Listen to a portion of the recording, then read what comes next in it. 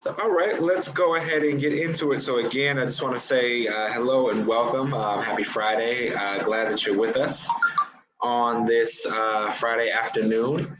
Let's kind of jump into the agenda really quick to go over what we're going to be talking about and kind of the journey we're going to go on. And then together we will forge this discussion. So the agenda set with going over a really brief overview of the Dignity in Schools campaign. And then I will jump into a quick conversation about messaging and media. Then we'll go to positive alternatives to police in schools, featuring Tyler Brewster from Teachers Unite.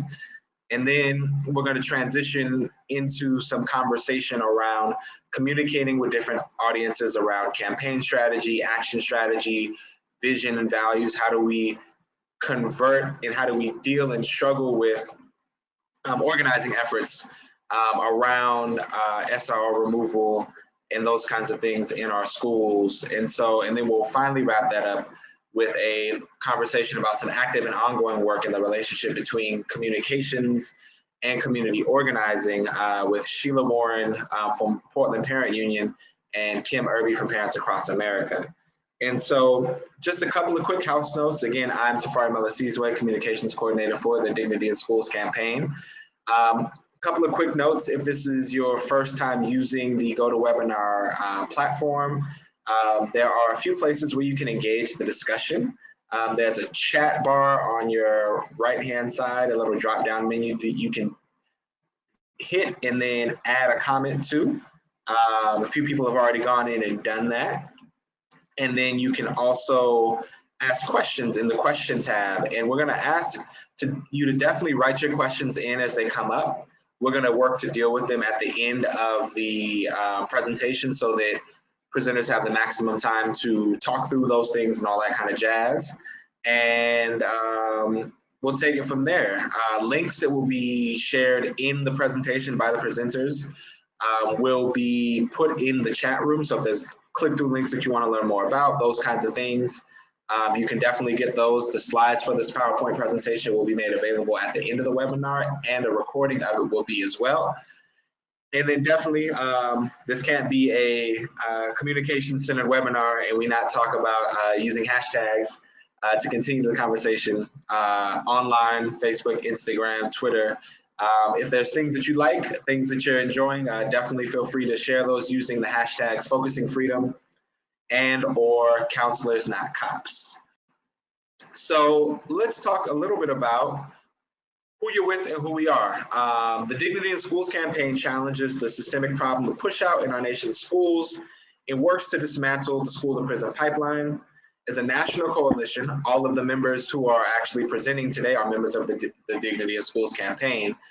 DSC builds power amongst parents, youth, organizers, advocates, and educators to transform their communities, support alternatives to a culture of zero tolerance, punishment, criminalization, the dismantling of public schools, and fight racism and all forms of oppression.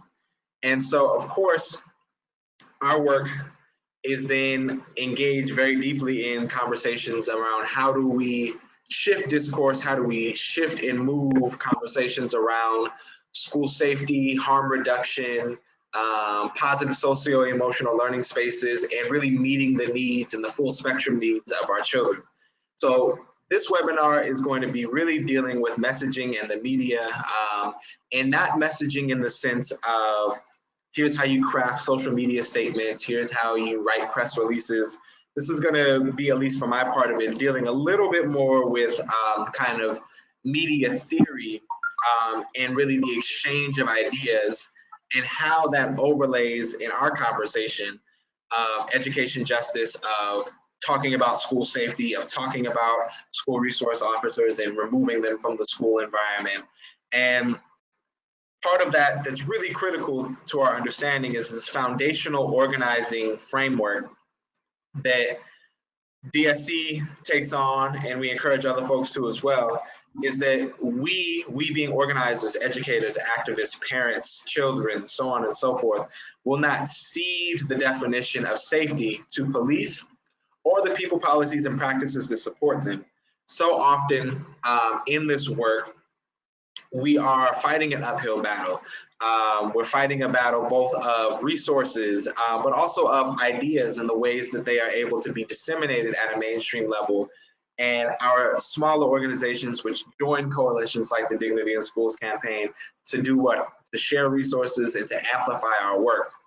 And so our work really is also one of definition, is also one of how do we see the world? How do the people we work with and work on behalf of see the world? And how do we improve our conditions and situations within that? So when we're saying we won't see the definition of safety to police, of course, we all use these terminologies around safety and school security and so on and so forth. But those definitions, we're not using the same definitions, and we're creating different realities even when we're using the same terminologies. And so in our work, one of the things we really try to work towards is this fighting for this concept of real safety. And that real safety is guided by youth and parents most impacted by criminalization in schools determine what that looks like.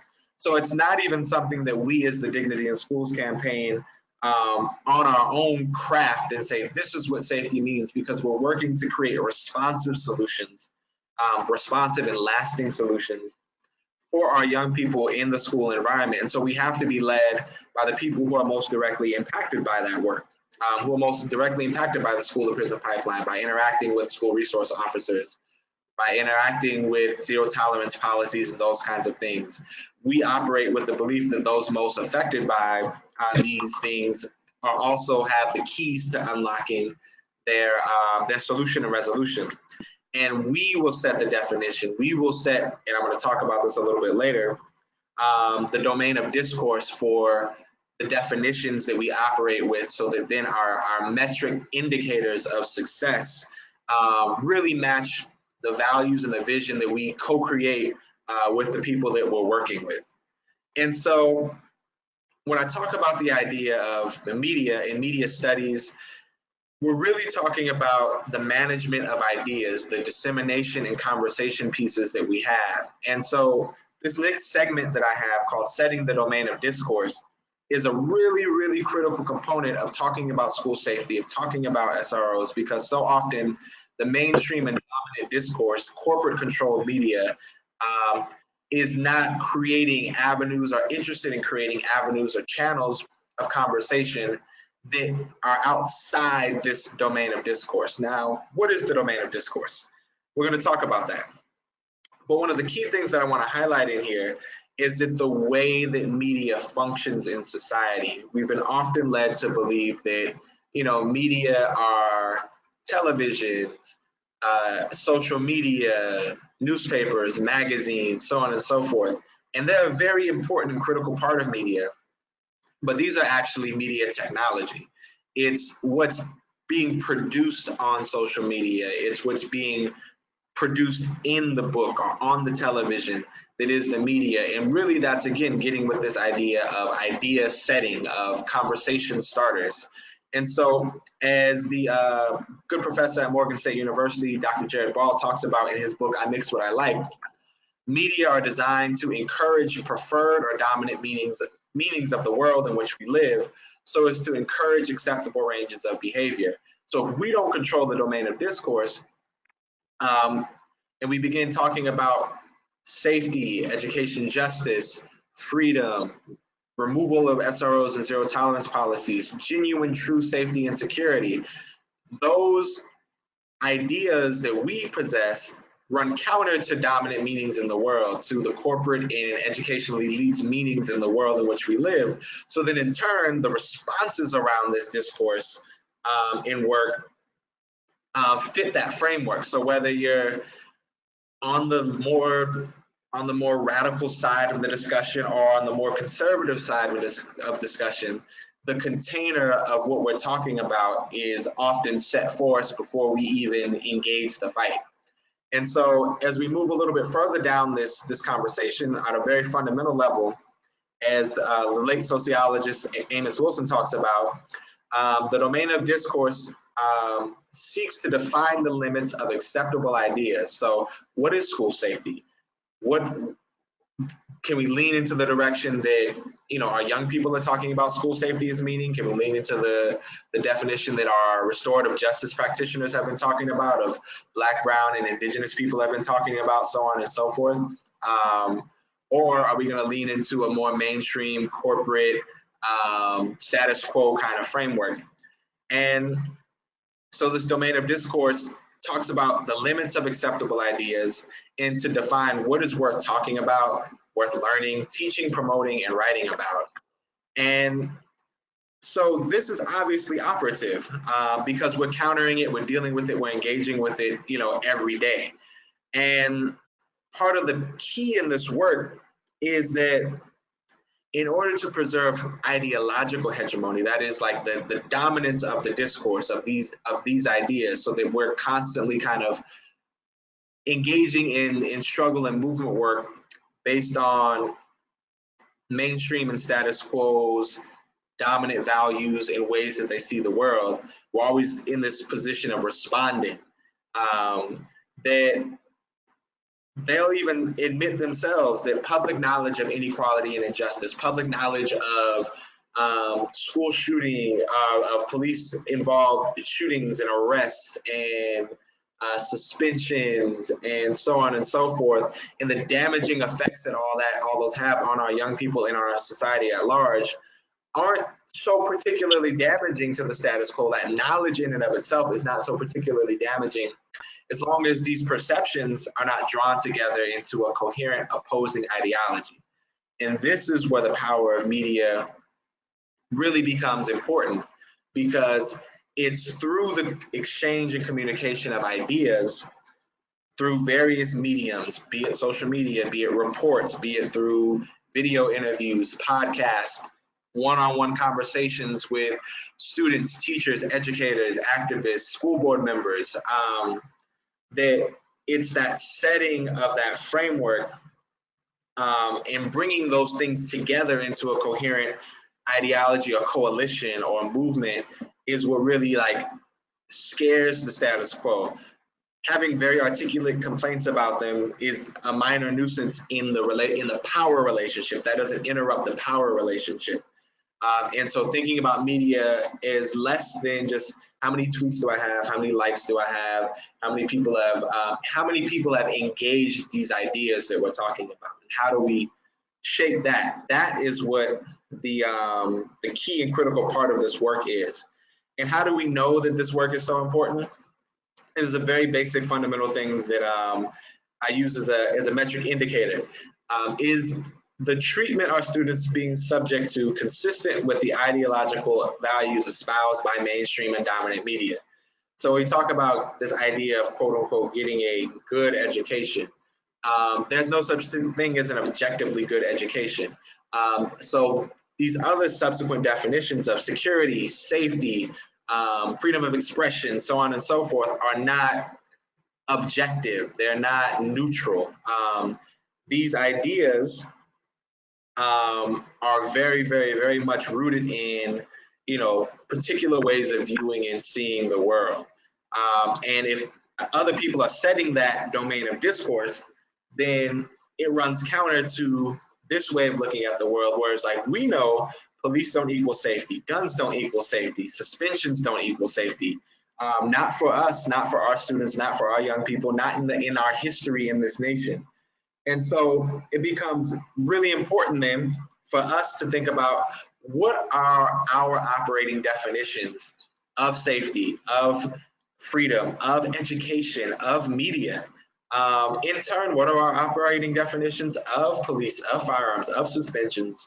And then how do we craft strategy, movement based on those definitions? So I would love for you to take a minute and really settle with, what is your definition of safety? What do you hold near and dear to you in your organizing work with your young people, with your son or daughter, with the people in your lives that you love? What are those operating definitions that we really live out as distinct from even the ones that we articulate? Do we really live through the world based off of the definitions that we have? And so how do we counter this? How do we counter this domain of discourse? one really effective strategy is to start to create our own stream of conversation, of simultaneously engaging in a strategy where we talk through the things that we want, the world that we want to create, while also talking to the shortcomings of dominant and mainstream media. They're like, I'm not surprised that they can't hold the container that we're talking through, because they're not interested in the same vision and version of freedom that we have. So on the communication side of things, we're usually tasked with a bunch of different work to hold at the same time, because it is an unequal and unfair setup that we're in. So we want to, jump in full head, counselors not cops, get police out of schools, in the militarization of our public school environment, so on and so forth. And that's very true. And then we're also dealing with funders, the general public, other members of our organization or in our coalitions, public officials, the press, the local environment that we're in, and all of these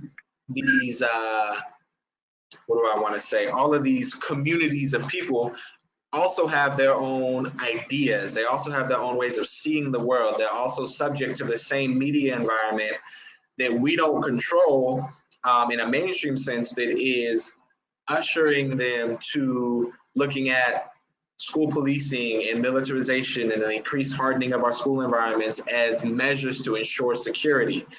And so our work then is, how do we effectively speak to all of these entities and keep our authentic voice, keep our authentic values?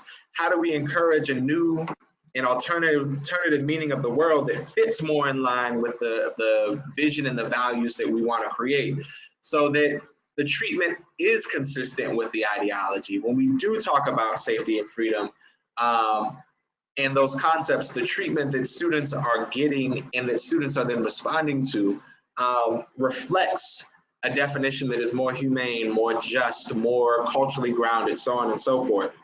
So as we talk about that through the Dignity in Schools campaign, our Counselors Not Cops platform is the primary conduit that we use to set our own domain of discourse, of looking at the way that we see the world, by producing material that is really a way to engage in the ideas of how do we move away from this conversation of school push out? How do we actually meet the full spectrum needs of our children that express themselves in disciplinary issues and academic issues and challenges? How do we center their needs in the context that they find themselves in?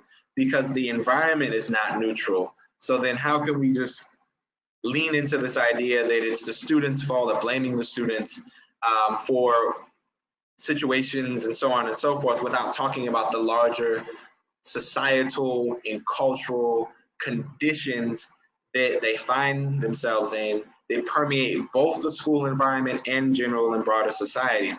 So we're setting our own domain of discourse by talking about why counselors not cops, by creating resource guides, by talking through strategies that people can use and pick up right away to start to engage in their local communities and local work with this conversation around counselors not cops, around what the impact of that could mean. And so when we start to talk about our work and our messaging, and there's a link that you can click to get the full report on this, but our top line messaging really deals with this concept of funneling money to police or armed staff. School staff is not the answer to preventing violence in schools. Now, we know that to be true. We've done the research, we've engaged the communities, we've developed alternative models, we've seen the impact of some of those alternative models. And that's where we start to bridge this gap between what is and what needs to be. We need to invest in counselors, social workers, restorative justice coordinators, so on and so forth. Because if we don't do that and continue to invest in police and the hardening of our school environments, these things are the case. It won't solve the problem. It hasn't solved the problem.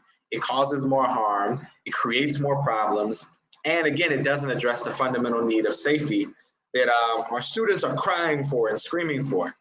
And so as I start to land my plane of conversation, I want us to think about a couple of things that in this conversation about media and ideas and organizing around counselors not cops and school safety and SROs, often when we're engaging community members, school board members, so on and so forth, and we run into some disagreement, we run into some tiff. Oftentimes, one of the strategies that I've seen a lot of organizers employ is like, oh, it's a lack of information that is the reason why we don't see the world the same way. And so we'll start to say, have you read this report? Have you read this thing? Have you seen this? And often I've seen that fall on deaf ears, and organizers will get frustrated. I've gotten frustrated. So I started to ask, why is it that in the face of more information that is speaking to the efficacy of this work, to the value of doing things very differently, why are people not compelled to move? And what I settled on is that often people are filtering our work through their own emotional lens, their own fears, scares, or concerns. That's not a bad thing, but tying into the reality that these fears often block our ability to hear information at face value. So we start to filter it and even block because we're worried about what's the danger that could happen, whatever perceived or real, based on if we get cops out of schools, then what? Will students just be running through the halls, X, Y, and Z? And so listening for those concerns and those scares, not telling them that they're crazy, not telling them that they're irrational, but listening, because those, whether we like it or not, those are the core things that are driving behavior. It's a critical component of communication strategy. And you can use that fear as a way to redirect into a different conversation. A good example of that is that when we were developing our Counselors Not Cops platform, one concern that I've heard here in Atlanta a lot actually too, is this question of, well, if there aren't police in schools, there won't be anyone to monitor the entrances and hallways, and so it'll be a safety and security risk. You know, someone could just come in and do something at the school. And we could do one or two things with that. We could say, no, that's not going to happen, and start to run down our campaign platform and how this is the world that we want to create. Or we could listen to what's being said. And in this example, we were able to do this, and we were able to lift up the example of community intervention workers and peace builders as a positive alternative that could monitor entrances and hallways. And the important thing in this then is that it's a strategic and ideological shift in the role and the function of a community intervention worker and peace builder in a school environment than it is a school resource officer, a police officer, and so on and so forth. And so when it comes to safety, we want to address real concerns like this. It's a very valid concern, without relying on criminalization as a strategy for our young people. There are ways that we can build the world and the school environment and articulate that in ways that don't result in increased criminalization, increased interaction with the criminal justice system, increased interaction with suspensions and expulsions, and all of the things that we don't want our young people to get access to and get, subject to and caught up in. And so towards that reality, I want to start to bring on Teachers Unite to come in and talk a little bit about what are some positive alternatives to police in schools. So if we're talking about this media environment, what are some positive alternatives that we can bring to the fold that and that are in the fold that are helping bring that into fruition? And so it's my pleasure to bring to you all Tyler Brewster from Teachers Unite. And Tyler, it is all yours. Thank you so much, Safari. Good afternoon or good morning to some folks. I'm super happy to be here with you all on this call on this Friday. So just to tell you a little bit about myself, again, my name is Tyler Brewster, and I was the 2018-2019 cohort organizer for Teachers Unite. And my background is I was a New York City public school educator for several years, and then I moved on to be a dean of discipline, and then a full-time RJ coordinator. And most recently, I resigned from the DOE to do full-time RJ consulting and training for youth-facing organizations around restorative practices, and really focusing on connecting folks to the indigenous roots of restorative practices and shifting away from it being just a model as like an alternative to discipline, but really talking about like how are we changing and shifting our communities. And so, Safari, if you could move us to the next slide, I would really appreciate it.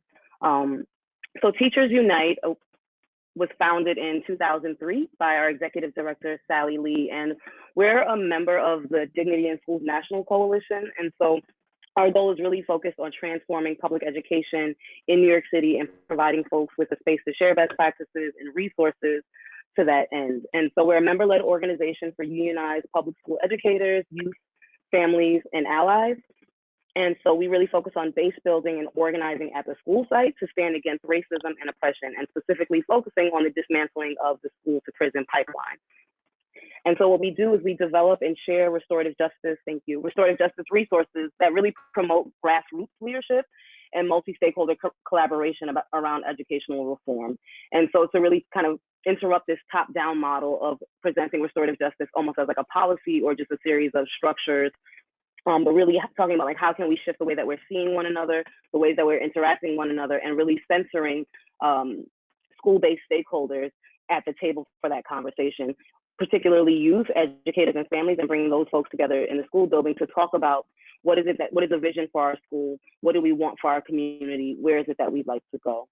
And so we center ourselves around 6 organizing principles. And if we can go to the next slide, thank you. And so our work is around focusing on our schools and reminding folks that public education is a service to the community. And so really the folks that are responsible for creating our public education system need to be responsible to the communities that we're serving. And resisting systems of oppression, resisting the criminalization and policing of Black and brown bodies in particular.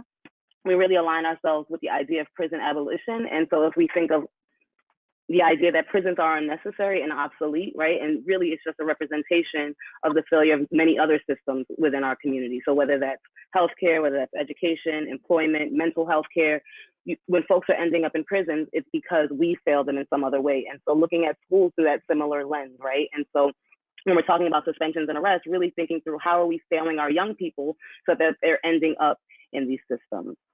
And one of our other principles is schools are us. So again, the stakeholders are most important. The voices and perspectives need to be centered in any conversations in terms of how we're transforming or reforming our schools. And our goal is to really organize and connect folks so that we're doing this collaboratively. Too often, sometimes the dialogue can be placing blame on certain stakeholder groups, whether that's teachers blaming parents, parents blaming teachers, school-based stakeholders blaming students. The idea is that we have to come together and organize ourselves to reform our communities. And so really, again, nothing for us without us. So no decisions being made for our schools without those stakeholders that are most impacted being at the table. And so to summarize our work, it really goes into 3 buckets. And so the first is peer-to-peer mentorship. And so we've created a borough-based cohort model. So in New York City, the city is divided into 5 boroughs. And the idea is we wanted to create a professional learning community where RJ practitioners could bring students, other folks from their schools to come together once a month and talk about the challenges that they're facing around sustainable and authentic RJ implementation. And really building out an inter-school visitation model where folks can go and see different things that are going on in other communities, borrowing practices. And so the idea is that no one school is perfect, but every school has elements that might be really powerful and positive. And if we could begin to share those ideas, we can begin to transform public education across the city. We root this in restorative justice implementation, so connecting folks to valuable trainings and workshops, collaborating with other NYC-based RJ practitioners around this work, and again, looking at sustainable solutions for restorative justice. We've been very excited to be involved along with Dignity in Schools New York in terms of the citywide RJ implementation and advising and support. And so being at the table to really push the city council to provide funding for RJ in schools. That was one of our huge wins a few springs ago in 2015, or even revisions to the New York City Discipline Code. And so this is something that has been a national cause. And so we looked at B21, which was the #1 suspendable infraction in New York City for a while. And it was being insubordinate. And so it's the idea of punishing a young person for being a young person. And it was super subjective and overused. And so we were really able to push policymakers to revise that system so that it would eliminate classroom removal and suspensions for that infraction. And then most recently, de Blasio has given millions of dollars, focused on school climate improvement, social emotional learning. And so just continuing to be at the table while these wins are great, but just making sure that we're pushing folks to do it in a way that's done with fidelity and honesty to the communities that we're serving. And so last July, we launched the On Our Terms PAR project, a participatory action research project, and that was in collaboration with the Public Science Project at CUNY and the Restorative Justice Initiative out of New York City and the DSC New York chapter. And so the idea was to build a collective of students, teachers, and parents to research and really move the conversation about restorative justice beyond the idea of just decreased suspensions, but really providing folks with access to tools and resources so we could really figure out, well, what does safety mean, and redefining that for ourselves as a community. And so moving towards the divestment of funds to policing and criminalizing our students and really investing in positive models that are going to improve school communities. And so shifting away from this zero tolerance policy and towards a more restorative approach as a way of disrupting the school to prison pipeline. And so that involves about maybe 34 members in all. And so there's DOE staff at the table. We have parent activists that are involved, 16 youth, which is amazing because young people, as we know, are the largest stakeholder group in our school system, but they're never a part of the conversation when we're making policies and talking about reforms. And so really giving them the language and the tools to walk the walk and talk the talk so that they can also be at the table when these decisions are being made. And so we also involved other DSC New York members such as Make the Road, GGE, Sisters Brothers United, and other folks from around the New York City area. And so again, the idea was really looking at how are we defining safety? What does this even mean? And then giving folks access to a 6-week kind of intensive course. And so this is parents and families, young people included, about what is restorative justice and what are the possibilities and potential for solutions in terms of removing police from our schools. And so what is restorative justice? And I know we always like to focus on this to make sure that we're all using the same language. So really norming and knowledge grounding. And so the definition we're pulling from today is from Peer Connect. And so really looking at RJ more so as a community-based approach to building, repairing, and restoring relationships. So shifting away from the idea that restorative justice is a disciplinary intervention or a reactive approach, but really looking at it to be proactive, right? And so at its best, RJ provides a space for all community members to be held accountable. And I want to stress all community members because it's not about asking young people to just reform their behavior or apologize and constantly be responsible for what we're doing, but giving adults the tools to also reflect on how we're showing up in classrooms and what it is that we're bringing into the classrooms, and how can we work together to participate in creation of pathways to repair.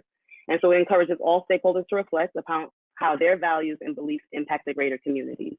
And so again, really starting with that community building approach and how are we even bringing folks together within the school. How are we bringing families in? How are we welcoming families and trying to really break down those community barriers? Also thinking about the role of school safety agents in our building. So in New York City, school safety agents are a branch of the New York City Police Department. And so that brings its own form of tension into schools. And so how can we begin to bring SSAs into the conversation so that when we think about safety, it's with our young people and our families in mind. And so tier 2 of restorative justice is moving into harm and healing. And so when things do go wrong, you know, what are the systems and policies in place that can help make things right? So whether that's through the use of the circle keeping practice, supporting schools to implement peer mediation programs or fairness committees, talking peace circles and elements like that. And then moving on to tier 3, reentry and reintegration. And so if and when people have to leave, how do we bring them back in a way that's healthy and humane? And so again, not just focusing on the negative aspects like suspensions and arrests, but when folks have to leave for any reason or transition for any reason, how are we bringing them back in such a way that lets them know while you were gone, we held your position down, and what are your needs upon returning? And so when we move into RJ implementation, we're really using it as a means for redefining safety, right? As a means for redefining safety. And it really needs to be a grassroots approach with thoughtful and deep connections to the indigenous roots. So again, not using it as just a response to discipline or a way to get students to conform or apologize for behavior, but really using it as a vehicle to begin interrupting these systems of oppression and disproportionality within our school spaces. And so it's bigger than a structure and a policy, but it's really about shifting hearts and minds. And it's rooted in this authentic community and relationship building. And so really creating this intentional space for community members to share their perspectives and share their stories and share the impact of being involved in public education. And so what we want to move away from is just again, focusing on the negative, but how can we begin to measure the positive impact? How are feelings of safety increasing from our young people? Are they at the table and sitting within meetings with principals, administrators, teachers, other parents to talk about what it is that we're doing, and really expanding this idea of discipline beyond student behavior, but recognizing, to Tafari's point that he made earlier, recognizing that our schools are really just microcosms, and what we really need to be addressing and confronting is the many isms and phobias that show up. So again, as adults-based stakeholders, what are we bringing into the classroom space? What biases? Really doing this through a lens of race, class, power, and privilege to see like how is this impacting our school. And so right now, RJ is kind of a buzzword, and so we want to shift away from this thing that people are just doing in terms of bringing the suspension numbers down, but really using RJ as a vehicle to have these very difficult conversations, to bring these things up so that multiple stakeholders can be at the table, and we're really centralizing their voices and perspectives of those that are most impacted by these systems and institutions. And what we really need, and when we're talking about safety, we want to make sure that we're recognizing that everyone's experience with police hasn't been the same. So in terms of like moving police out of our schools, helping, again, adults, stakeholders recognize that discipline is a choice, and asking them to confront themselves and thinking through like how are they seeing young people. So a lot of our work is, for example, we've done workshops where we focus on the idea of like what it means, like intimidating versus intimidated, or threatening versus threatened, right? Like just because you feel intimidated or because you feel threatened doesn't necessarily mean that the behavior or the young person we're talking about is intimidating or is threatening. And so asking yourself, well, what implicit bias might be showing up that I'm even seeing my young person in this way, and moving away from the idea that RJ is only for a select few. Sometimes schools tend to lean towards just doing it for students who may exhibit very low level infractions, or maybe easier students, and letting folks know that sometimes the most difficult behaviors or most challenging students are really the ones that we need to really be bringing in closer and pulling closer, and using restorative justice as a bridge to help have these conversations. And so my work as an RJ trainer and consultant is really, again, rooted in analyzing race, class, power, and privilege, and helping these school-based adults really reflect upon and acknowledge this, and asking how are we seeing ourselves and seeing our roles in schools, so that we can begin moving beyond just decreasing suspensions and arrests, but really creating a positive school environment where everyone's voice and perspective can be heard. And so to be able to do this in a way that's sustainable, we want to make sure that, again, families have access to training and resources, young people have access to training and resources, the custodian, the school secretary, paraprofessional, school aide, anyone who's invested in our school community, really doing this in such a way that it's a collaborative approach, so that all perspectives are at the table, and we're not just rolling out policies and systems that can begin to disappear when certain people leave our school communities. And so that's really the focus of Teachers Unite's work, and just creating these professional learning communities where we can keep coming back to the table, challenging the powers that be in terms of the policies that are impacting our schools, and reminding folks that it's a civil service. And so you have to be responsible to the communities that you serve. And the only way to do that is to continue to have these conversations and allow folks to be at the table to specifically say what it is that they need, what safety looks like, and how can we begin using restorative justice to meet that end. And so, if you're interested in learning more about Teachers Unite work, I would really encourage you to visit our website. There's a ton of resources there. We offer toolkits for schools and youth-facing organizations in terms of maybe circle topics that other teachers have used in their classrooms, or shared lesson plans, restorative justice action team agendas, because the idea is we feel as though there needs to be a multi-stakeholder approach. So having an action team at each school site that really holds this restorative justice work and kind of has a say in how it's going to be rolled out, what it is going to be and what it isn't going to be in that school community, and asking young people and parents to also sit on those teams at school so that we can make sure that their needs are represented. We have social media, so please join us on Facebook, Instagram, Twitter to share your thoughts and keep the conversation going. And if you're interested in learning more about our On Our Terms project, we're moving into phase 3 coming the fall. So we've trained the participants. We've helped them kind of begin defining what safety is and what it can look like. And so now we're moving into the research stages. And so we're just waiting for some approval now so that we can begin doing surveys and research in schools, so that these young people can begin asking questions of their peers, of their teachers, of their administrators, moving towards this idea of their vision for safety. And so if you would like to reach out to our executive director, Sally Lee, I've included her email address and Talia Sanders from the Graduate Center and the Public Science Project has been a huge support on this project. And so we welcome any questions or thoughts about the work that we've been doing. So thank you. All right. Thank you so very much. And we are going to keep the movement moving. We're going to start talking about communicating with different audiences. And with that, I want to bring Kim Irby forward. Kim works with Parents Across America and is also a school board member. And so she has a lot of really great experiences that she's going to talk about and talk through. And so, Kim, if you're ready to roll, I'm ready to roll with you. I guess I'm ready to roll. Good afternoon, everyone. I'm glad to be a part of this webinar series just to share new work that I'm actually doing here in Guilford County around school resource officers. It was a conversation and actually a platform for my campaign, actually for my run for school board. So it's been pretty much opening up a lot of opportunities to have those conversations from a space of a parent perspective and an organizing perspective. So thank you.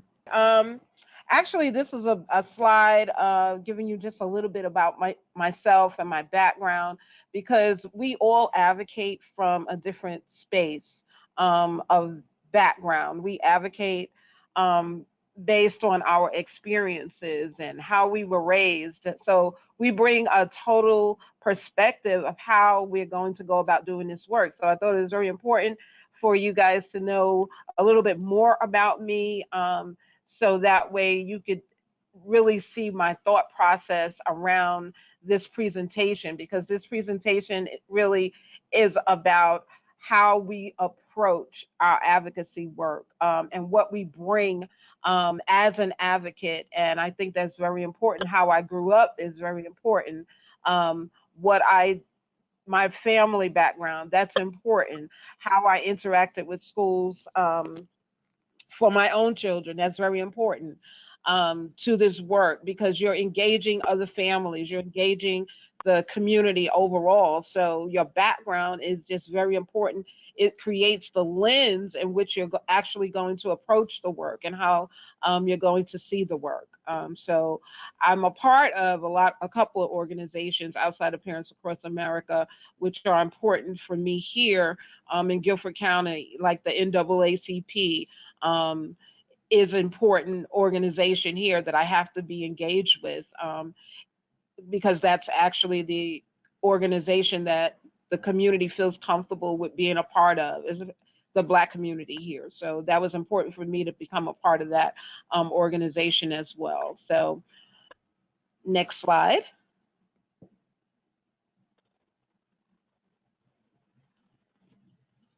A little backdrop about Guilford County.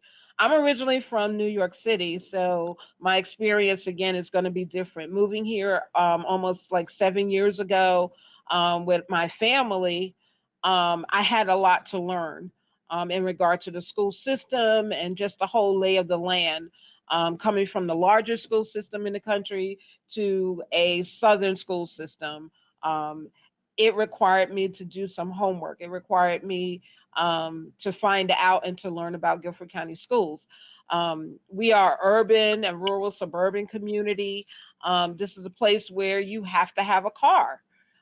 So I come from a place where I didn't need a car. So that alone was how I was going to advocate, how I was going to even move around the county and between all of these cities that make up Guilford County.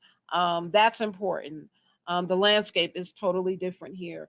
126 public schools that serve over 71,000 children, as compared to New York City, where it's millions of children that you are in the school system. Here in North Carolina, the school system has to answer to all these governing bodies, not just the school board, not just the elected school board. We have all these entities that are elected other people outside of your school system that dictate down how you're going to operate. So here in North Carolina, the state actually created the role of the school resource officer, and it's a program that rolled out to all the high schools in North Carolina. That so much that the state was willing to help to fund the salaries for this role in the schools. In Guilford County, they decided that the middle school should also have SROs as well. So they were willing to add SROs and pay the salary as part of the school budget here. So um, that just shows that the commitment, the mindset of how people feel about the role of a school resource officer here. They felt that it was important for them to be a part of the school system. It was a shock for me to walk into a building and actually see someone roaming around the school in my child's middle school with a gun and in full gear.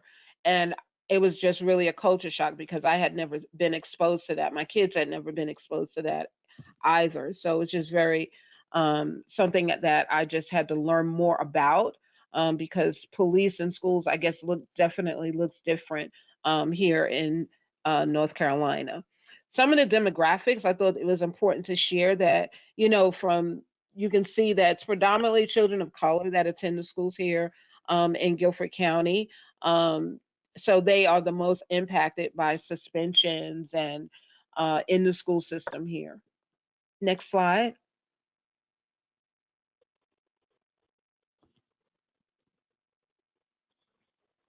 The role of our school resource officers, like I said before, we only have school resource officers in middle schools and high schools. There are 38 of them. Our middle colleges and early colleges don't have SROs because they are housed in college campuses, so they don't have a need to have SROs in those spaces.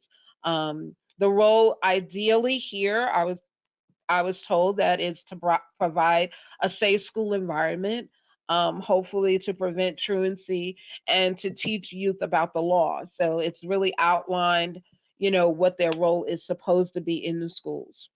Next slide.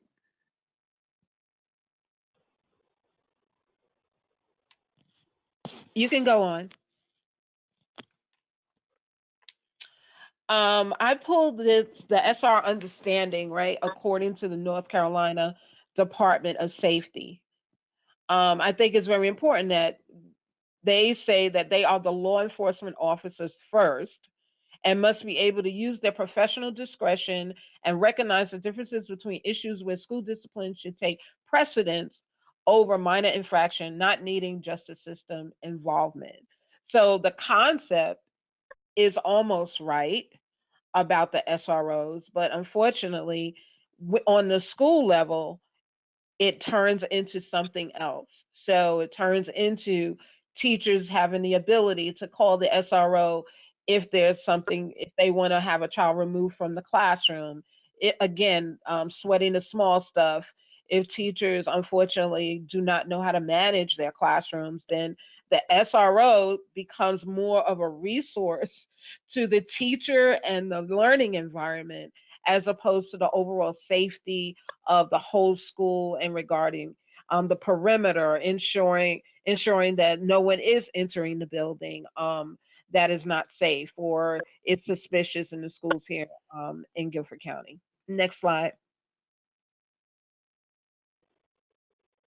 I think that is important that as we take on the role of advocating against having police presence in our schools, that we need to do our due diligence. Being on the school board, I have access to more information now. In that regard, I have easier access to that information.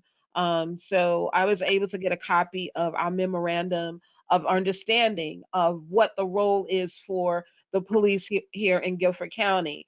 As an advocate, you need to know what you're advocating against. You need to be able to know what policies are already in place that actually give them the authority to move around in our schools.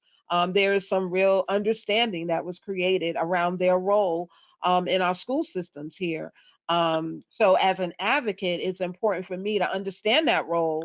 So, this way I know what it is that I'm actually pushing back against, not just pushing back, okay, I want police out of my school, but actually reshaping the role of the SRO in our schools because it is mandatory that they be in, like I said, in our high schools here in North Carolina. This is legislation. So until we're able to actually overturn legislation in North Carolina, we are going to continue to have SROs in our schools here in North Carolina. So that is something that we have to figure out all the workarounds. We have to figure out what kind of relationships are they going to have, what kind of boundaries are they going to have, and then advocate to the school system as part of the memorandum of understanding of this is what the community says an SRO can do, will do, should not do. And also principals, again, have to make sure that they are having these conversations with the SROs about what their role is in the schools so that way it can strengthen the relationship so that we don't have a continuation of interventions that will lead to a child being arrested in our schools.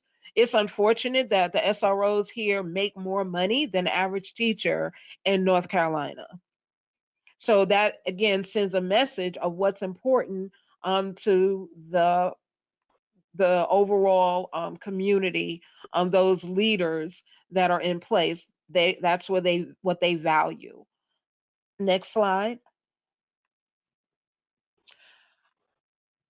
As a parent, I think that is very important that I had to begin to interact with the SRO in my child's school. I made it very clear that I did not appreciate their presence in regard to being able to walk around with a firearm in the building, um, and that it was my goal um, actually to have them removed from our schools, at the middle school at least. That's one area in where we're advocating to definitely have them removed from our middle schools, and definitely push in more social emotional support for the students in middle school, especially because we know that our students, that's a time when there are a lot of changes going on. They are truly need more that kind of support. It's important for you to um, know the person that is going to be interacting with your child. So for me, it was important for me to understand their role. So I did inquire with the SRO, where did you grow up? Um, did you attend public school? So that I can actually understand what they are thinking, the level, their mindset, their belief systems. It was important for me in building that relationship with an SRO to point out my children to the SRO and to let them know that I'm watching them, watching their behavior or how they're interacting with our kids in the school. Recently, we had a turnover at my kids' school from the SRO. We have a new SRO. And, I was able to actually go to one of my teachers and say, how is this SRO interacting with the children in the school?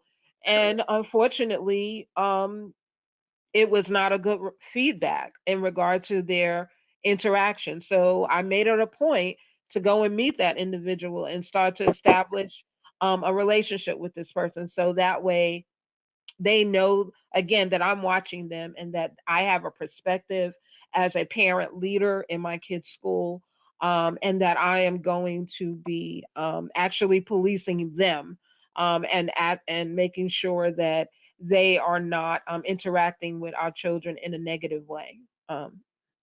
Next slide.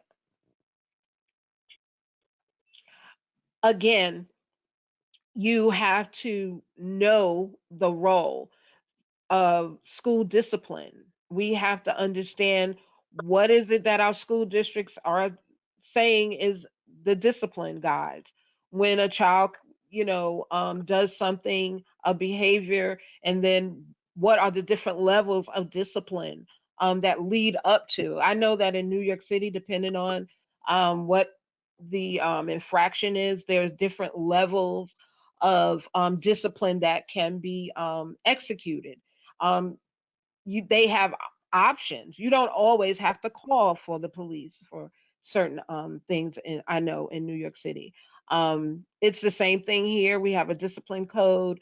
I think that it's important that we ask the SRO to be a part of our overall community here. So we do continue to have to build those relationships with the SROs, like I said, because they're not going anywhere right now. So it is important that we are interacting with them on a regular basis. I think that that makes a difference in our schools. Next slide. Again, the Memorandum of Understanding is something that comes to the table every year.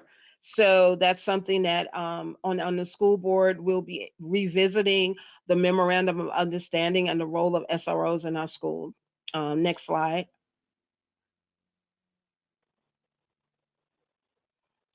In our memorandum of understanding, again, it talks about safety. It outlines that they are not responsible for disciplining our children. Um, it actually says that they must get mandatory training and know how to interact with children, school age children. They can make referrals to the criminal justice system if safety is at risk. It has to be a child actually breaking the law. Um, they are to report any safety concerns to a principal. So they have someone actually supervising them. The principal here is their direct supervisor. Um, so they do report to someone. Um, it's important to know that they can't search a child, their locker or anything like that, unless the principal is suspicion that a law again is being broken here in Guilford County. Next slide. This was just a sample of, I thought it was important for us to think about the language, the discipline language here in North Carolina. So this is just a sample of the data that they're looking at, and that they actually outline that it's important to report incidents. It's important for them to report and begin to label um, a child as offender or a perpetrator. So even how we are rolling out the reporting of data and discipline, it is all the language of the school to prison pipeline, how they view our children in schools. So I think that's very important that we, again, that we understand the mindset here in North Carolina, and what they view as quote unquote safety measures are, creating these safe spaces with the use of police and law enforcement. Next slide. Okay, what we're doing here, how we're pushing back as Parents Across America, the Guilford chapter. Actually, tomorrow we're going to be participating in our first Peace annual Call to Peace tailgate event, which is going to have a lot of the community members are going to come out. I think it's important for us to be able to have those one-on-one conversations, and we're going to be engaging the parents and the overall community around solutions, not suspensions, and continuing the conversation around counselors, not cops, in our schools. um, July 17th, we're going to take a tour to the Juvenile Detention Center. Um, Lots of times, I think as advocates, we operate sometimes in a bubble. We don't go and see the places where our children have been impacted or where they are being impacted. I think that's important for us to actually go and visit and see for ourselves what is actually happening and put a face to the work that we're doing around suspension. Usually, as advocates, sometimes it's not our own children that are being suspended, but we are actually advocating for other children in the school system. Um, July 27th, we're going to be uh, bringing in the experts from the Department of Instruction to discuss the reports that they have in place around school discipline, and actually trying to have another conversation that what the reports are telling us, uh, can we begin to change the trajectory of discipline, and what we are going to do around restorative justice, and how it's going to be like this statewide initiative, simply because it's a statewide initiative that we have SROs in our schools. So that is the entity that I find that, I have to interact more with here in North Carolina with the legislators and lawmakers, because they are the ones actually implementing and impacting the schools here in North Carolina. September, we're going to have like student testimonies so that we can hear their stories around suspension. And then we're going to be working with the NAACP to begin the expungement process, because I know that a lot of parents are not aware that after their child has been suspended, that it does create a record that could possibly follow them. But there is a process of expungement. So we're going to be collaborating with the NAACP here, and having parents, go through that process, and supporting them at getting things removed from their children's records that definitely would impact them later on in life, whether it's employment and things like that and background checks. Um, I think that's something that we should all probably be looking at, the process of how we can remove the harm that is created um, by documenting disciplines and, suspensions in our children's records as well. And for us, in October, it's really a week of more accountability here. We have a lot of history that has been created here in Guilford County around law enforcement and leaders. We have the first Black county sheriff, first Black female district attorney in Guilford County. So I think it's important for us to hold them accountable um, to the overall community, and that we begin to have these other conversations and to get more allies around the changing of laws that impact our children. We did lower the age of trying children as adults here in North Carolina. So, how the system is going to look in regard to arrests of teenagers for different things, it's going to have some impact. So, I think that we need to be a part of those conversations as well here in Guilford County. Last slide, I think. Um, I do want to conclude that we need to understand, most importantly, that we are dealing with a structure. We're dealing with some dismantling and undoing racism work when we're talking about ending the school to prison pipeline, that it's more than just behaviors or people acting out against our children, that we are dealing with a structure, many structures actually, that are in place, that we are really dismantling, dismantling the criminalizing of our Black youth. um, that is the kind of work that we are really engaged in. And I think that that is important for us to really understand that it's bigger than us. It's not just in our community, that across the nation, that is the work that we're engaging in as being a part of, I think, Dignity in Schools work, that we are dismantling something that is a lot older than a lot of us, that it's a history of racism that we are coming up against. I think that that helps us to understand that it takes time. It's layers of things that we are dealing with in regard to ending the school to prison pipeline. that it is important work. It's generational work. It's legacy work that we're doing.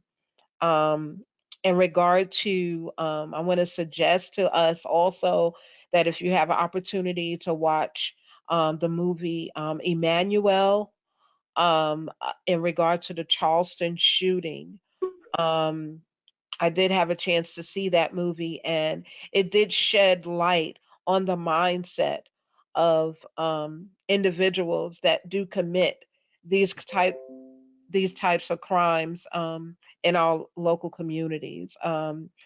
We also need to be mindful of the movie When They See Us, which is talking about the wrongful incarceration of 5 Black youth in New York City, um, supposed that were accused of raping a white woman in Central Park, and that it was something, that it took 15 years away from these young men, and that unfortunately we're still living in a time like that.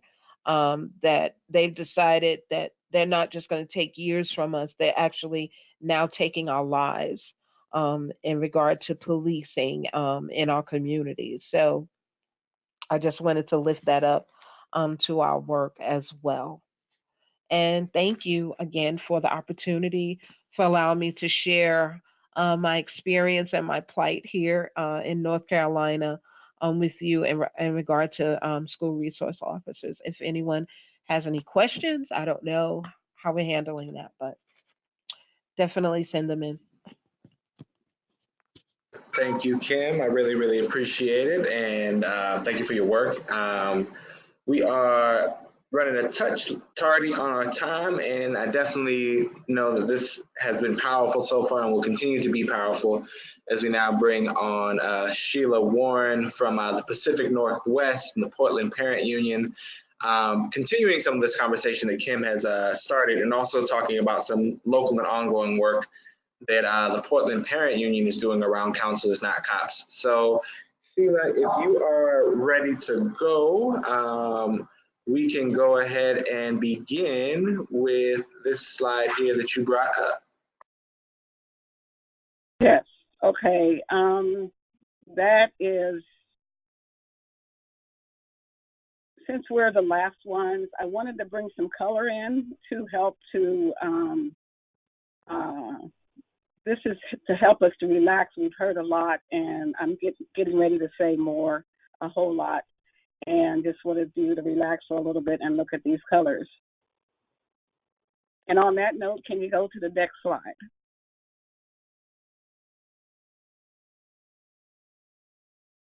All right.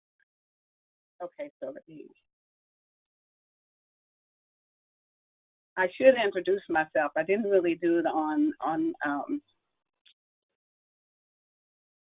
my PowerPoint, but we are Portland Parent Union, and we started in 2009. And so I wanted to talk a little bit about what Kim was talking about how relationship building is really, really important when doing any kind of pushback. I wanted to, when we started Parent Union in the beginning, I took 2 years. We've been doing Parent Union for like 10 years, and it took 2 years for me to build those relationships. And so as soon as we started Parent Union, out of some pushback that happened to us personally at in the school system, we decided to look on and go on the internet and look to see what organizations were doing the work that we wanted to do. And we found, after looking for a little while, we found Dignity in Schools, who was doing the work of push out. And so we thought we would join Dignity in Schools. And Dignity in Schools was starting the same time we were as Parent Union. And actually, we were the first parent union in the United States, and people were calling us to find out how to start a union. We just wanted to be equal to teachers and everybody else who had organizations, organizational structure, and who were able to push back and have some support. We wanted to do the same thing, so that's why we started Parent Union. One of the things that we do, people ask us what we do. All we do is work on push-out, discipline disparities. That's all we do across the country, across the state, statewide and locally. And one of the things, I think we're unique because a lot of times when we're meeting and doing some membership stuff with Dignity Schools folks, our unique situation is we're mostly white here in Oregon, and we have people who think who are white liberals. Here in Oregon, there's probably about 69,000 Black people out of 4 million people, so we're a true minority compared to other groups of color. So one of the things that we have to do is try to find the people of color, and especially the Black people, because our issues, most of our Black constituents, most of our constituents are Black, and so we have to work through the system that is controlled by the dominant culture, which is the United States, period. But we really have to do it here in Oregon, which is a challenge sometimes. It can be positive, but sometimes it's a challenge because you have folks that are thinking that Black people are criminals, that we're this and that and the other, and especially it shows up in the school system. So we're constantly fighting for and educating people around what it means to be a minority, and also everything, what the SROs in schools, how they impact us. Using other situations like in Chicago and New York and some of those other spaces. This pushback began during our special Counselors Not Cops event that spilled over to the Week of Action event called the Trust Circle in 2018. Here are some photos and pictures of our interactions. We definitely had youth coming on to speak to how they've been treated in schools. Next slide.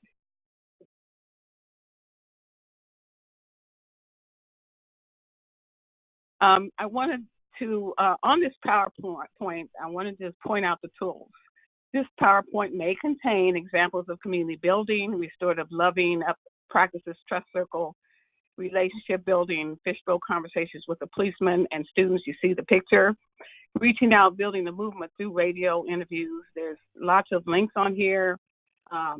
We have a link of the interview. We put out petitions. Our petitions were something that we put out as soon as we were triggered around the SRO conversation and interviews from newspapers. Next slide.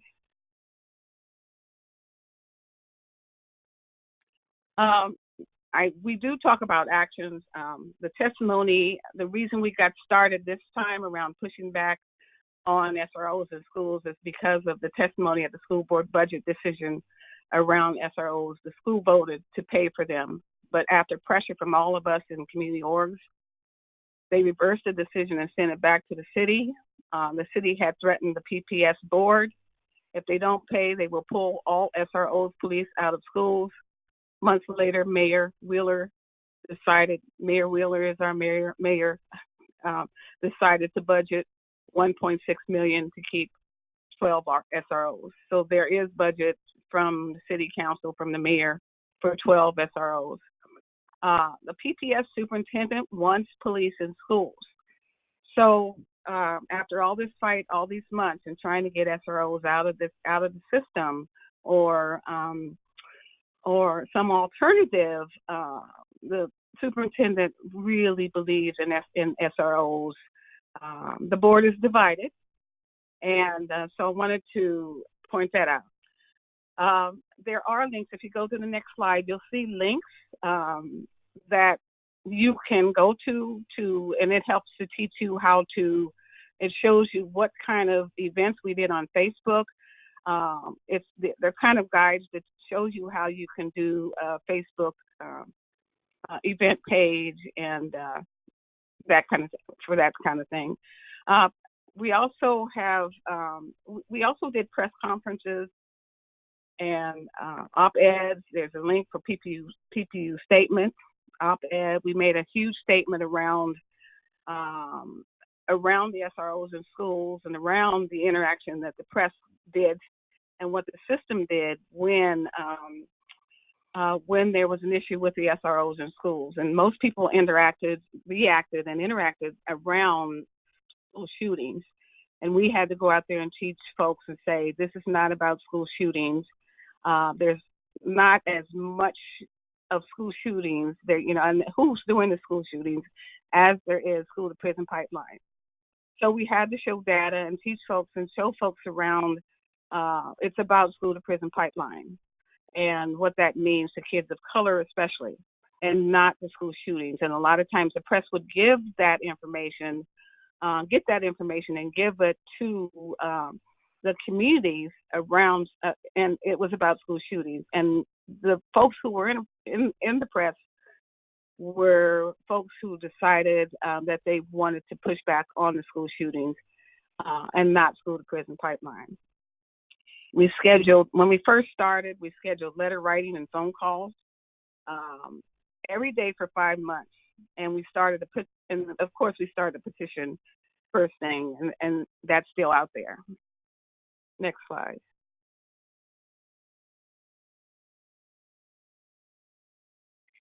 Yes, we organized pushbacks to get cops out.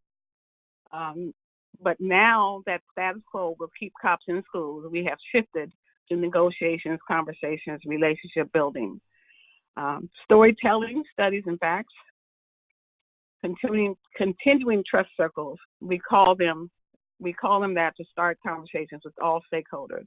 What we are doing is meeting every third Saturday of each month. The goal is to become an external watchdog group as well as an accountability team. You can go to the next slide. Below are facts and stories, and so we're going to show you in the slides, the future slides, I should say. PPS voted to suspend deal with police in schools. Students and parents are lobbying against armed police in schools as we speak. That was a win for us. We fought hard, we testified, we rallied, and some of the school board members felt guilty. We talked to personal school board members. We personally talked to we talked to school board members, and the next vote was they did not, we won that pushback. Next slide.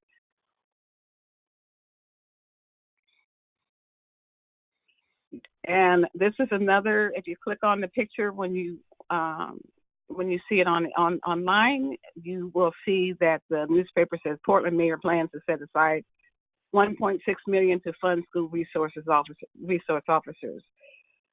We believe this was months later. We fought, we rallied, we believed because of the superintendent and the mayor coming together that at least the mayor out of his personal budget would pay for 12 school resource officers. Next slide. Observations on this PowerPoint, observation, stories, studies, and facts. School shootings versus school to prison pipeline. Next slide. This is introducing what we're going to talk about next. So this is amazing police school research that we have been talking about, speaking about, and of course messages are important, storytelling is important, data, facts, all that is important to push back and to help the community understand what this really is, what it's doing, how it's going to play out. It's been a year since 17 people were killed at a Parkland, Florida high school, sparking a national conversation about gun control and a race to ratchet up school security. So most of on this PowerPoint, there's plenty of links supporting what the statements are. Florida lawmakers, for instance, passed legislation requiring every public school in the state to have an armed guard. A Trump administration commission recommended armed school personnel, among other safety measures. Already 71% of U.S. public high schools have at least one law enforcement officer who carries a gun. While some argue that these efforts are increasingly necessary, others point out that school shootings are rare and fear that more security will backfire, making schools less conducive to learning and making it more likely for students of color to be funneled into the criminal justice system. Now, two new academic studies provide a strong evidence that some of these concerns are valid. Both released this week and looking at large groups of students, they are among the first research to directly link more police to worse academic outcomes for students. Next slide.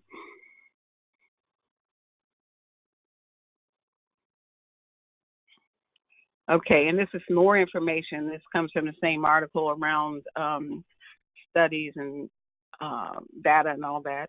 In one case, adding police to Texas schools led to declines in high school graduation rates and college enrollment rates. Another found that more police in New York City neighborhoods hurt the test scores of Black and male students. And there's plenty more information backing up and collaborating with what is being said. Next slide. In one case, one of the studies looked at the academic performance of students in high crime neighborhoods in New York City that saw an influx of police officers instructed to make arrests for low-level offenses and conduct frequent searches from 2004-2002. I'm reading all this, and we, as I said earlier, I'm posting all this so people can have a reference around. This is good information for data, for studies. It really proves the reason why we talk about the school to prison pipeline. So it's important that, you know, as I said, when you're organizing and when you're trying to bring people in, it's important to have that message, that story, the studies, the data, and all that. Can we go to the next slide?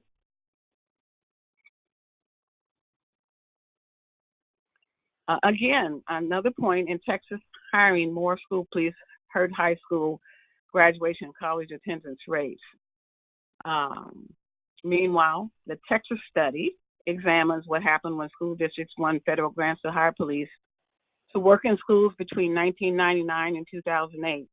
Students in middle or high schools that received the 3-year grant were 1.7 percentage points less likely to graduate high school and 1.9 percentage points less likely to enroll in college compared to similar students in the same district in other years. Go to the next slide. Okay, building partnerships. Find those who have been doing similar pushbacks, build relationships. Next slide.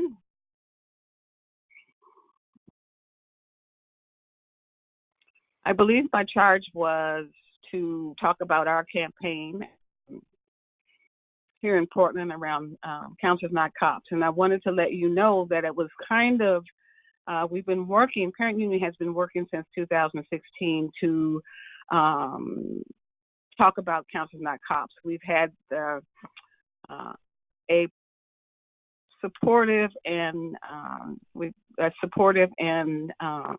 successful Facebook campaign since 2016. When this issue started coming out around SROs and school shootings, people knew us, Parent Union, as the first people who were experts on cops in schools. They knew the Counselors Not Cops campaign, and because we had been rallying on Facebook and doing the work on Facebook and posting on our profiles and posting lots of information and stories on Facebook. So when this broke, people came to us asking for support and asking questions. And so I wanted to say that Facebook is really a good place to really push back and make statements around your issues and your campaigns. the word that we use in Portland Parent Union is we want to be persistent and consistent, because that's how you become. That's how the message gets out there on Facebook. So that was very successful for us. This is a group. There's 3 or 4 groups in this group around people who are working on police profiles, police budget, and all those kind of things. So they found us and we found them around pushing back on counselors, not cops. It lined up very, very well. And so a lot of the rallies, this is what it looked like. You saw a lot more people rallying when they had the commissioners meetings, the budget meetings. There were thousands of people pushing back on the budget, especially around the police. We are in this state, especially in Portland. There's been ongoing pushbacks on police because of racial profiling, shootings, of course, and those other things. And our police are. What we've been trying to do is to have an amazing, trying to have conversations with our police. And this group is called Care Not Cops. They're pushing around, it's around mental health. We have a lot of folks that are killed because of their mental health issues. We are afraid here to call the police for anything. For any issues, and one of the things we push back on in the school system around police, which I've had a personal experience with one of my family members, was that what happens is that you have SROs in schools. You have the SROs, and in a minute I'll tell you the story about how hard it was for us to change over to push back on not having SROs in schools. But when we had, a lot of times you have the SROs who are trained or who have acclimated themselves to the system in the schools. But what happens is you have police coming in who aren't trained, who aren't SROs, because you might have a parent or you might have someone calling the police because of their children fighting each other, and the parent might not thought it was fair, what the school system did, what restorative justice did, and they call the police. And so one of the things we're pushing back on is trying to come up with an understanding of, how that should happen and should not happen. And one of our recommendations is for those police, if a policeman comes in who's not trained or not an SRO, how do you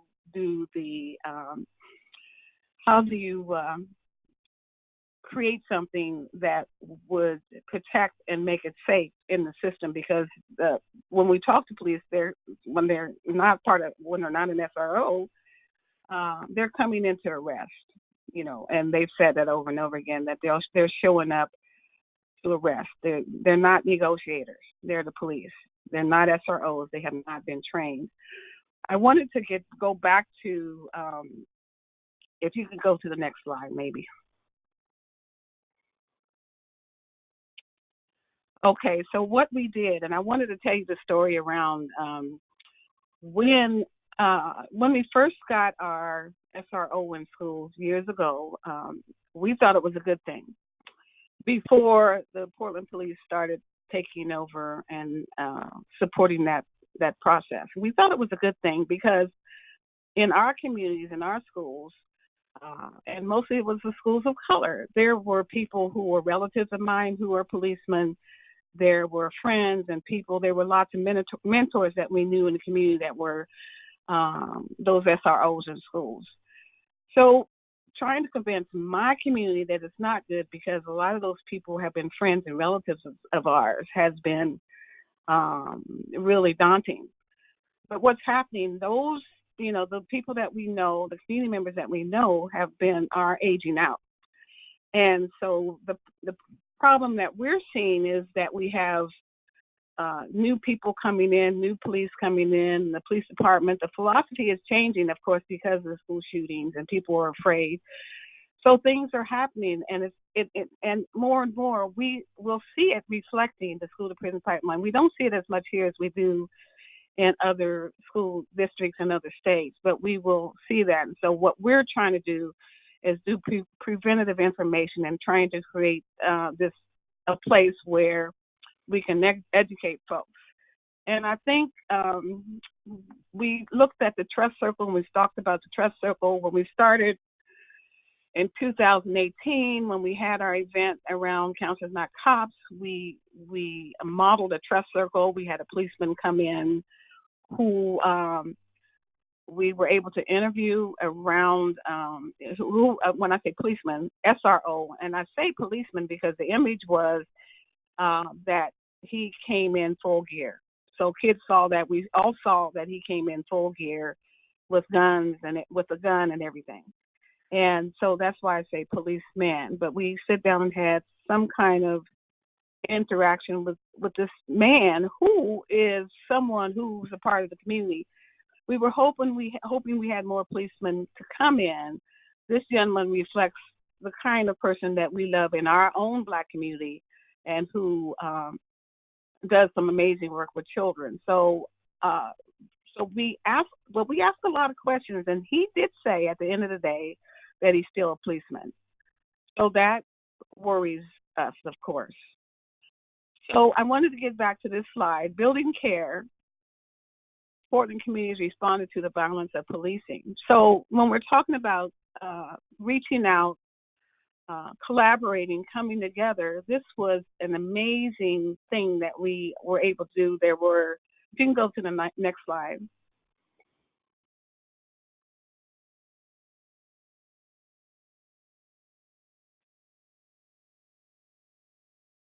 So amazingly, we came together, and as you can see here, these are some of the things that we asked for, especially the Care Not Cops folks who are pushing for mental health in the budget. These are some of the things that we asked for. And if you go to the next slide, Safari.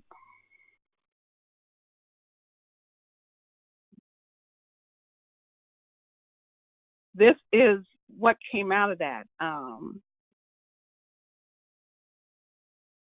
Was a report, this 2019 report. There's a link where you can go and read it. We believe that the communities most impacted by policing, lack of access to public resources, and systemic violence and marginalization should be at the forefront of efforts and conversations about the most appropriate solutions, organizational respondents included.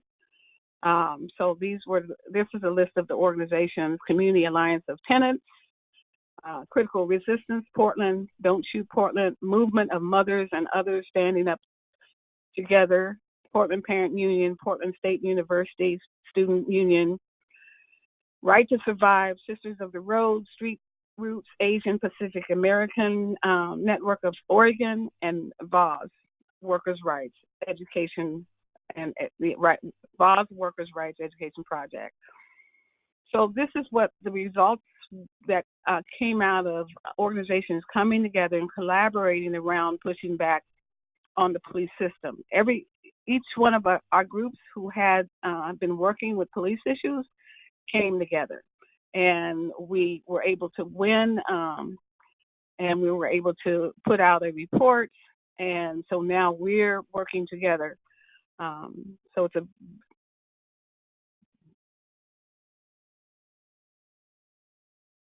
okay. Can you go to the next slide?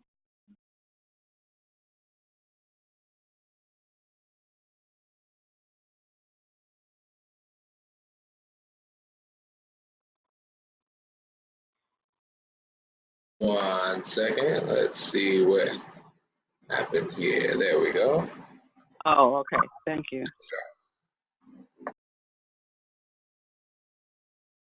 So it was important to show pictures of people of color and to show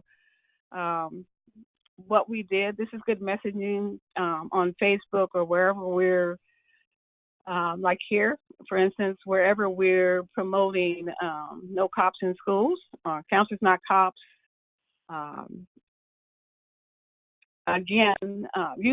Again is showing. We again put a list of all the people who were there, and here's a picture of some of us who were a part of the Care Not Cops, the Portland Alliance, Portland Parent Union, and to show that we came together in solidarity. That's real important for people to see that. And then the next slide. Now's my time looking, Safari. It was really important to, some of this stuff is redundant as I'm looking at it.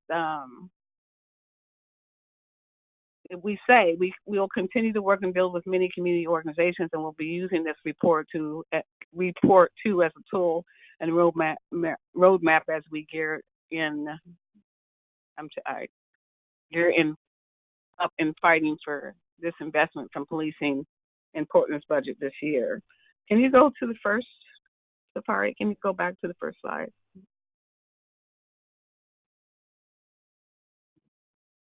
Or give me 1 second.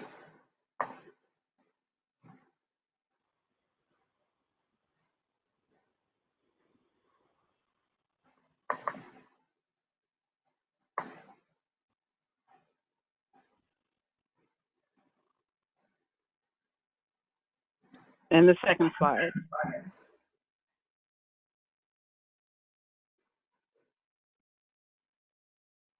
And the third slide. Oh, the next slide. I'm sorry. Okay, so we're back to tools. So if you have any questions, please email me or give me a call at 503-880-9145. We do have, as I said, we had examples of community building. Restorative practices, I wanted to get to that when we were here before. I didn't really go over that. But the restorative practices, we, as Parent Union, we've been doing restorative practices since 2006, around just bringing people together and putting them in a circle and loving them up and having people talk to each other. What we have developed as Parent Union is called the Trust Circle. And we've coined that ourselves. And the Trust Circle means just inviting stakeholders into the process to have conversations around what's best for our families and our children in the community, in the system, the school system, the healthcare system. This Trust Circle that I think I mentioned before that the third Saturday of every month, we're having this Trust Circle and these conversations where we're inviting police, gang task force groups, school superintendents, school principals, and all those folks will come, and let's have the conversation around how we can be a community of care and how we can come up with MOUs and practices around what it looks like to be a watchdog and what it will be to be an external accountability team. After we have the conversations, we'll get to that later, but we need to do the relationship building with each other. We need to build trust, and we need to have conversations. We've had 3 of them so far, and we've had some amazing conversations around Counselors Not Cops. As you know, as I said earlier, what's going to happen is that there are going to be SROs in schools, but we can control and make them accountable, build those relationships with those particular SROs, and try to change make it a paradigm shift around the MOUs, around the SROs with an MOU, with all those things that we need to make folks accountable, and to make the SROs accountable. To make the SROs accountable around what they need to do for our children. Portland Public School PPS has they do have they're working on the memorandum of understanding, and we're pushing to be at the table. Parent Union always pushes for the families and the people most impacted to be at the table. We push for that all the time. And if they're not at the table, and if I'm at the table, then we're always questioning that. And sometimes we leave the table until they decide to get those people most impacted at the table. And so that's real important. So I think I'm done. Is there any questions? Safari, you have any? Did I cover it okay or fine? Am I good? Yep, no, you are fantastic. And yeah, you're right in line with questions. We are about 15 minutes over our time that we had originally slated to end this. And so I definitely want to say thank you, Sheila. Thank you, Kim, and Tyler. And they were all really, really fantastic things. I want to check in with Natalie really quick and see whether any questions that we had come in that we wanted to get to. If not, in the interest of time, we could push forward. But again, Yeah.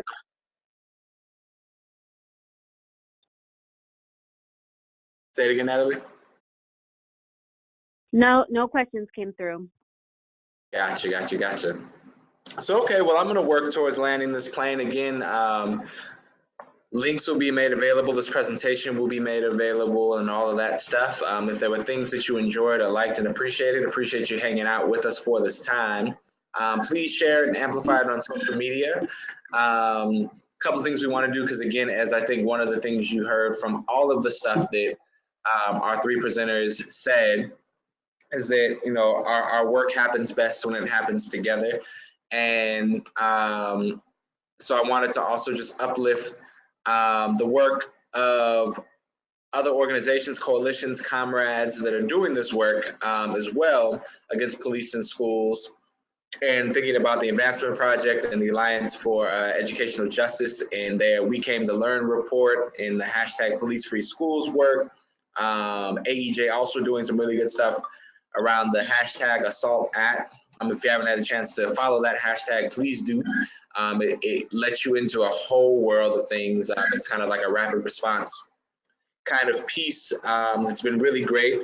CJSF, they report Do the Harder Work, Girls for Gender Equity, Journey for Justice, so on and so forth. You know, there's no shortage of good people doing this work. And, you know, if you're on the fence, we invite you to join us. If you're in it, thank you for your work, and let's continue moving forward. There'll be one more session in the Focusing Freedom series, and some of the members from the campaign who will be speaking in that series will be Black Organizing Project based out in Oakland, California, Bay Area. Some more members from our DSC New York chapter. We had Teachers Unite on, who was a part of DSC New York. Midwest Center for School Transformation in the Midwest, Twin Cities area, and Padres y Jóvenes Unidos, who's doing some really, really good work in Denver and the Colorado area. So we actually have a pretty nice range of coverage for this next presentation geographically. And so I definitely want to say thank you to the presenters. Thank you for those of you that joined us. Again, this is wrapping up Focusing Freedom Part 2, talking about SROs and school safety. So thank you so much, and you all have a good one.